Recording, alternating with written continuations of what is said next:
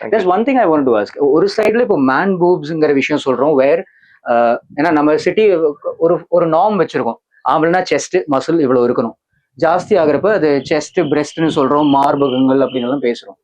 What about possibly women who have enlarged breasts and they possibly want to reduce the size of it? அந்த மாதிரியும் cases இருக்கும்ல doctor? இது ரொம்ப common problem. இப்ப இந்த enlarge breast வந்து வயசானாதான் வரணும்னு இல்ல, பிரெக்னன்சி முடிஞ்சாதான் வரணும்னு கிடையாது. சின்ன குழந்தைங்களுக்கே இந்த ப்ராப்ளம் இருக்கும். ஃபார் எக்ஸாம்பிள், ஒரு 10 வயசுல பொண்ணுக்கு ஒரு டிடி கப் சைஸ்ல ஒரு பிரெஸ்ட் இருந்துச்சுன்னா எவ்வளவு கஷ்டத்தை அந்த பொண்ணு அனுபவிக்கணும்னு யோசிச்சு பாருங்க. ஸ்கூல்ல ஐ திங்க் பசங்களுக்கு மத்தியிலையும் அதுவும் ஒரு சைக்கலாஜிக்கல் ஸ்ட்ரெஸ் அவங்களுக்கு.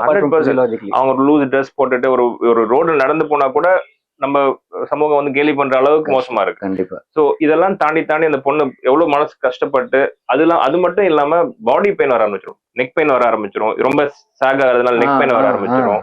அவங்களுக்கு அந்த பிரெஸ்ட் வந்து உராசி அந்த ஸ்கின் எல்லாம் புண்ணாக ஆரம்பிச்சிடும்.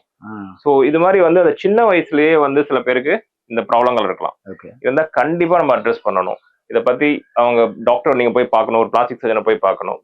இது இல்லாம இன்னொரு செக்மெண்ட் பாத்தீங்கன்னா கொஞ்சம் பெரிய பிரெஸ்ட் இருந்திருக்கும், அப்புறம் பிரெக்னன்சி முடிகிற டைம்ல இன்னும் கொஞ்சம் சாகாக ஆரம்பிக்கும், இன்னும் கொஞ்சம் சாகாக ஆரம்பிச்சு அதுக்கப்புறம் வந்து பாத்தீங்கன்னா அப்பர் போல்லாம் எம்டி ஆகி ரொம்ப சாகா இருக்கும். அப்ப என்ன ஆகும், வால்யூம் ஃபுல்லா கீழே இருக்கும், இங்க எம்டியா இருக்கும். சோ இது மாதிரி ஒரு ப்ராப்ளத்துக்காக நிறைய பேர் வருவாங்க.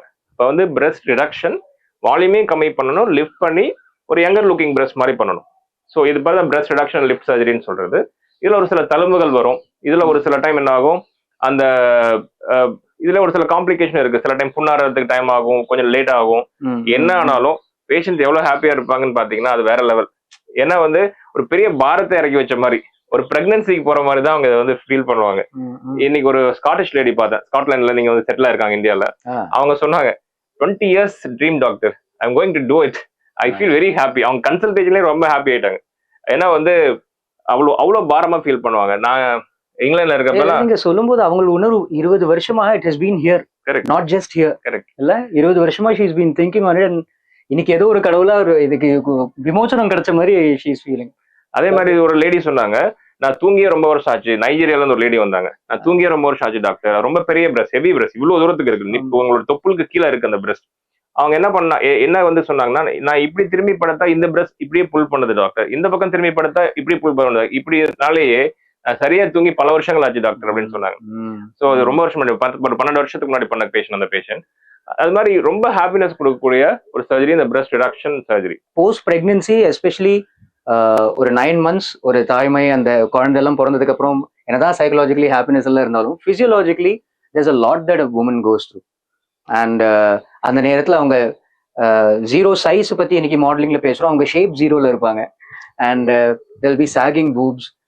அதுக்கப்புறம் what we say stretch marks இருக்கும், வயர் இன்ஃபேக்ட் ரொம்ப பெருசாக. Apart from the caesarean procedure whatever, they need to regain their confidence back that அதே நான் இந்த ஷேப்ல இருந்தேன், நானும் ஒரு பெண்ணா இருந்தேன், ஒரு தாயானோடனே என்னோட பர்சனாலிட்டியே சேஞ்ச் ஆயிடுச்சு.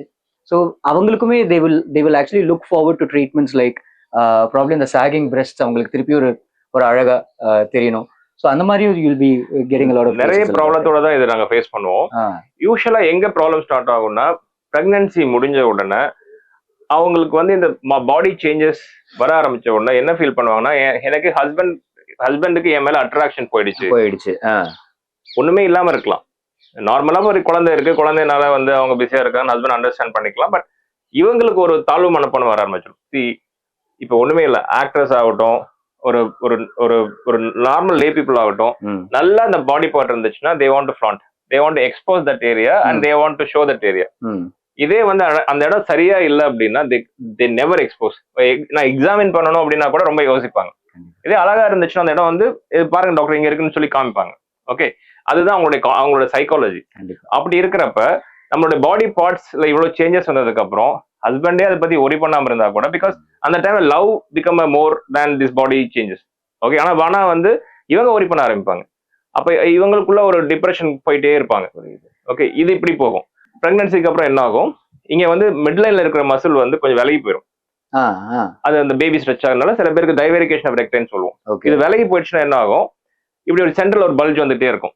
அவங்க பயங்கரமா எக்ஸசைஸ் பண்ணுவாங்க, டயட் பண்ணுவாங்க, எல்லாம் குறையும், அது மட்டும் குறையாது. அப்ப நம்ம ஊர் என்ன கேட்கும், போன உடனே நீங்க ஒரு எக்ஸாம்பிள் சொல்லிட்டு இருந்தீங்க, ஐயோ ஆமாங்க. நான் பிரெக்னன்டான்னு கேட்பாங்க. பாவம் அந்த லேடி பிரெக்னெண்டா இல்லாத நேரத்துல யாராச்சும் கேட்கும்போது ஒரு பட்டுன்னு அவங்களுக்கு எம்பாரஸ்மெண்ட் அவங்க ஃபீல் பண்ணது. நீங்க ஃபிளைட்ல ஒரு ஆமா, அட்டெண்டன்ட் பெங்களூர்ல கேட்டாங்க. வரும்போது அப்போ ஒரு அட்டெண்டன்ட் இன்ஃபேக்ட் கேட்டாங்க. அவங்க சேஃப்டி ப்ரிகாஷன்ஸ்க்காக கேட்டிருக்காங்க. Excuse me ma'am, I you pregnant? No.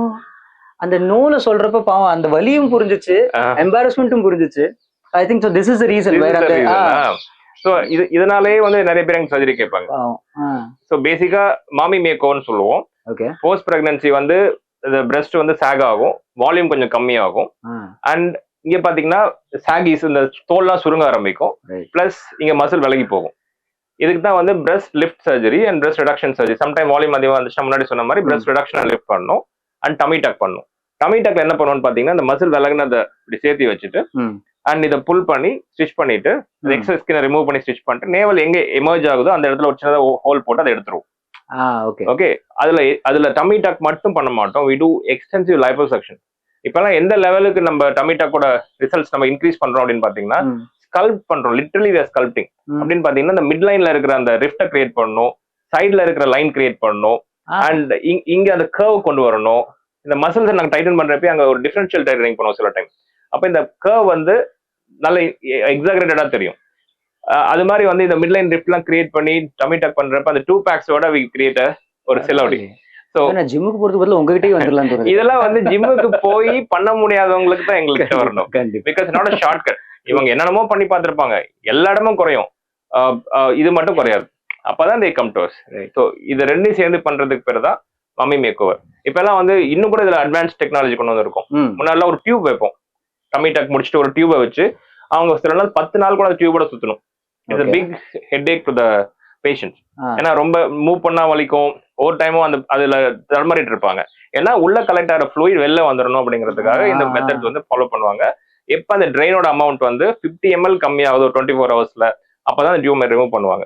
அப்படி ரிமூவ் பண்ணதுக்கு அப்புறம் கூட சில பேர் தண்ணி உள்ள கலெக்ட் ஆகிக்கும். நான் வந்து லாஸ்ட் கிரீஸ் கான்ஃபரன்ஸ் போனப்ப டாக்டர் ஆல் அலின்னு சொல்லிட்டு is a very leading plastic surgeons in US. அவர் நிறைய டெக்ஸ்ட் புக் ரைட்டர், நிறைய எடிட்டர் ஆஃப் ஃபியூ ஜேர்னல்ஸ். அவர்கிட்ட நிறைய பேசிட்டு இருந்தப்ப he taught me some technique which is there. I tried ஒரு 10 வருஷத்துக்கு முன்னாடி ட்ரை பண்ணேன், எனக்கு சரியா வரல, அப்புறம் விட்டுட்டு அப்புறம் அதை திருப்பி அவர் வந்து எனக்கு கொஞ்சம் ரிஃபைன் பண்ணி சொல்லி கொடுத்தாரு. அதை பண்ண ஆரம்பிச்சதுக்கு அப்புறம் அந்த சீரோமா வரதே கிடையாது, நாங்க டியூப் வைக்கிறதே கிடையாது. அதனால ஃபர்ஸ்ட் டேல இருந்தே அவங்க டியூப் இல்லாம இருக்காங்க. So first next day morning discharge பண்ணி அனுப்பிச்சிடுறோம். அந்த வாட்டர் அந்த எக்ஸஸ் ஃப்ளூயிடோட அது நான் இங்க இந்த செஸ்ட்டுக்கு சொன்ன மாதிரி தான். இந்த ஃப்ரிக்ஷனை நம்ம அவாய்ட் பண்றதுக்கு உள்ள ஸ்டிச்சஸ் போட்டோம்னா கொஞ்சம் க்ளோஸா போடணும். அதுதான் நான் பழைய மிஸ்டேக் பண்ணேன்.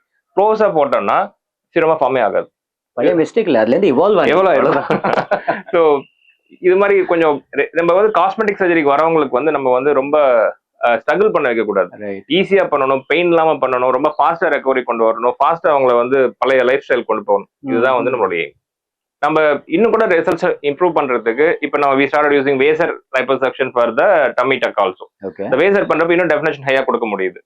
அதே மாதிரி வந்து ஆர்கோ வேசர்னு சொல்லி ஸ்கின் டைட்டனிங் யூஸ் பண்றோம். அதுவுமே வந்து இன்னும் ரிசல்ட்ஸ் இன்னும் கொஞ்சம் அதிகப்படுத்தி கொடுக்குது. ஸோ நாங்க முன்னாடி சொன்ன மாதிரி கைனோகோமேஷியால சொன்ன மாதிரி இங்கேயும் வந்து வி ஆர் எவால்விங். இன்னும் என்ன பெட்டரா பண்ண முடியும், இன்னும் ரெக்கவரி எப்படி ஃபாஸ்டா பண்ண முடியும்னு every year we change our techniques, we produce better result then every year. இதுதான் நடந்துட்டு இருக்கு. இது மாதிரி போஸ்ட் பிரெக்னன்சினால ஸ்ட்ரகிள் பண்ற லேடிஸ்க்கு வந்து ஃபர்ஸ்ட் ஒன்று கேட்டுக்குங்க, லைஃப் லாங்கா நான் இப்படி இருக்க முடியுமா? இதை வந்து நான் வந்து லைஃப் லாங்கா இருக்க முடியும், இது ஒன்றும் பெருசா டிஸ்டர்ப் பண்ணணும் அவசியமே கிடையாது. இது வந்து டிசீஸ் கிடையாது, ஃபர்ஸ்ட் அண்டர்ஸ்டாண்ட் பண்ணிக்கணும். லைஃப் லாங்கா இதை பத்தி நான் டெய்லி யோசிப்பேன், டெய்லி இதை பத்தி நான் அப்செட் ஆவேன், ரிலேஷன்ஷிப் இஷ்யூ இதனால பாதிக்குதான்னு சொல்லி நானே யோசிச்சுப்பேன். அதுதான் உண்மை. அவங்க ஹஸ்பண்ட் கேட்கறதெல்லாம் ரொம்ப கம்மி தான், ஆனா இவங்களே யோசிக்கிறது தான் அதிகம். இது நானே அதிகமா யோசிப்பேன், என்னை சைக்காலஜிக்கலா ரொம்ப டிஸ்டர்ப் பண்ணுதுன்னா இது வந்து பெஸ்ட் ஆப்ஷன்ஸ். பக்கத்துல இருக்க பிளாஸ்டிக் சர்ஜனை போய் பாருங்க. காம்ப்ளிகேஷனே வராம பண்ண முடியுமானா உலகத்துல எந்த ப்ரொசீஜரும் காம்ப்ளிகேஷனே இல்லாம வராது. காம்ப்ளிகேஷன் குட்டி குட்டி காம்ப்ளிகேஷன் வரப்ப எப்படி மேனேஜ் பண்றோங்கிறது ஒவ்வொரு டாக்டருக்கும் தெரியும். So will help you. அதனால end of the procedure, end of the whole recovery நீங்க வந்து ஹாப்பி பேஷண்டா இருக்கிறது தான் எங்களுக்கு வேணும். அது கண்டிப்பா நடக்கும். அதனால பயப்படாதீங்க, தைரியமா போய் உங்க பக்கத்துல இருக்க பிளாஸ்டிக் சர்ஜனை பாருங்க. they will definitely help you. Lovely, doctor. I think in the whole conversation, the best thing that we covered about probably overly enlarged breasts and tummy tuck procedures allame. I think a doctor knows how to take care of his patient. அந்த வகையில நீங்க கண்ணை மூடிட்டு Chennai plastic சர்ஜரிக்கு வந்துடலாம். or to any doctor for that matter, because that's how he would say. He wouldn't say come to me. He says go to a proper plastic surgeon. But I can vouch for Chennai plastic surgery because of personal experiences as well. But the point is, apart from going to a doctor, I think நம்மளோட சமூகம் has to be more responsible. சொன்ன மாதிரி husband ஒருவேளை the husband loves you because he loves you as a person, for the person that you are, not because your shape has changed. But ஒரு பாயிண்ட்ல when that is affecting your life, your well-being, your psychology, your livelihood, then you definitely need to see a doctor.